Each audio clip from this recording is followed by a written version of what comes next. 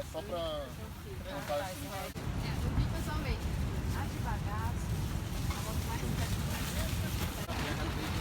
e aí, então, a Érica parece que agora.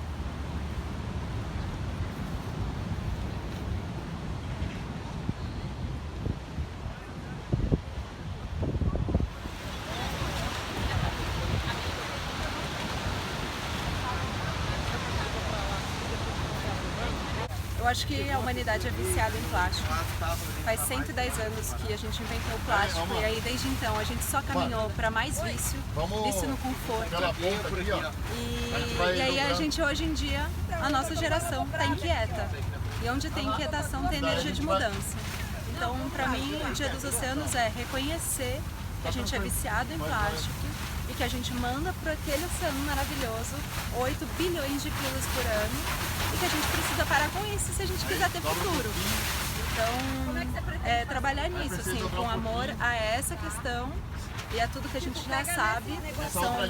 Agora a gente já tem mais de 20 anos de pesquisa, desde que o George Moore encontrou a sopa de plástico pela primeira vez, quando ele ficou à deriva. A gente chamava de ilha de plástico e o George Moore, ele tá 22 anos caracterizando isso. Ele passa com o barco dele, ele colhe tudo com uma rede bem fininha, ele mede.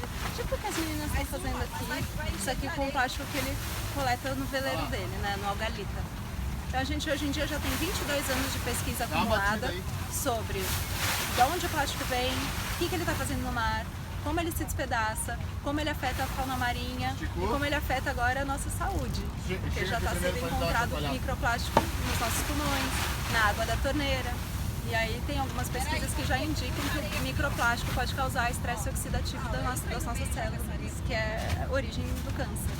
Como é que a gente muda isso, acho que hoje, esses nossos hábitos? Porque o plástico está muito dentro dos nossos hábitos de rotina, assim. Como é que você acha que a gente começa mudando esses hábitos?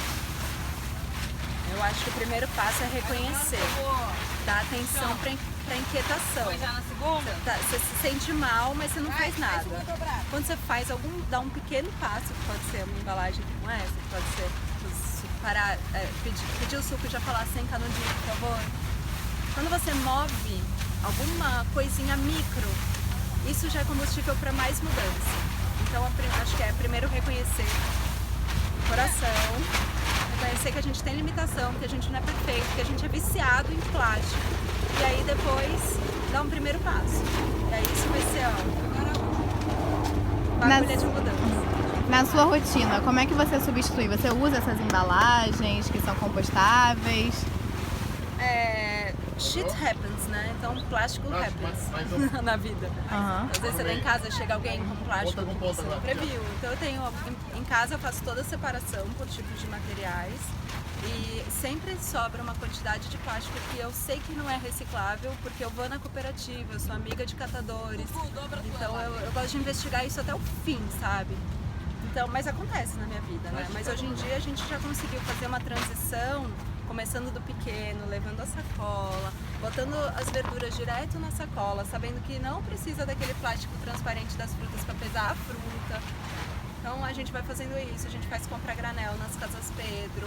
Lá eles também, né? Quando começou era difícil, a gente sempre arrumava uma confusão lá na loja, porque eles achavam que ia demorar, que ia ser difícil, não sei o quê. Hoje em dia a Casa Pedro já tem um programa para isso, né? Para incentivar quem compra granel. É levar num saquinho de pano, por exemplo, você quer comprar arroz orgânico, para não incentivar o agronegócio convencional com veneno. É difícil ainda achar o arroz orgânico que vem a granel. Então a gente vai, é um garimpo, fazer compra vira um garimpo, né? Então a gente vai tentando ao máximo, ir no produtor, conversar com o produtor, comprar granel. Ontem eu fui num tiozinho lá em Ubatuba que produz mel.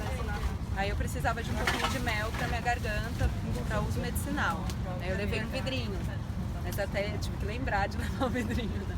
Mas acho que o principal é não entrar numa também, né? Senão você começa a carregar o peso da culpa do mundo em você. Eu sou a favor de dar um passo de cada vez e indo de acordo com o que o seu cotidiano te permite, o que o seu dinheiro te permite. Né? A gente tem que reconhecer que a gente é privilegiado. A reciclagem hoje em dia é um passo importantíssimo na favela, assim, sabe? Vamos reconhecer, né, os passos que cada grupo está indo. Você acha que a reciclagem também é importante nesse sentido? A reciclagem é o último passo, né? É o último dos 5 R's. A gente tem que repensar, recusar, reutilizar, para reduzir, para só daí, se aquele plástico impossível que foi gerado, aí você recicla, tendo consciência que aquele plástico só vai ser reciclado até 5 vezes, 5 ciclos. O plástico não é infinitamente reciclável, né? Além da gente, assim, como acho que consumidor, negar essas embalagens, ir ao supermercado, quando tem que utilizar alguma coisa, quais são as alternativas? Eu fiz um trabalho lá numa agência, eu trabalho com isso, né? Ajudando as pessoas a reorganizarem suas vidas, tanto pessoas, famílias, quanto empresas, né? E aí tinha um restaurante do lado dessa agência onde todo mundo ia comer. Alguns comiam lá mesmo, 1 quilo, né, pegando o prato. Outros pegavam uma embalagem parecida com essa, só que de isopor. Eles usavam uma dessas, só que de isopor, né, péssima. Pegavam a comida e levavam pra agência. Aí eu fui lá no restaurante, conversei com o dono do restaurante e perguntei se a turma trouxer um potinho próprio, reutilizável, você faz que tem que tarar na balança, né? Ele falou, claro. Então, às vezes, existe muita disposição do outro lado do balcão em ajudar. Só que a gente não pergunta. Ele fala, mas ele tá botando aqui. Não, você tem que também fazer um esforço mínimo, assim, de conversar, sabe? De ser humano para ser humano, né? Eu boto fé nisso daí.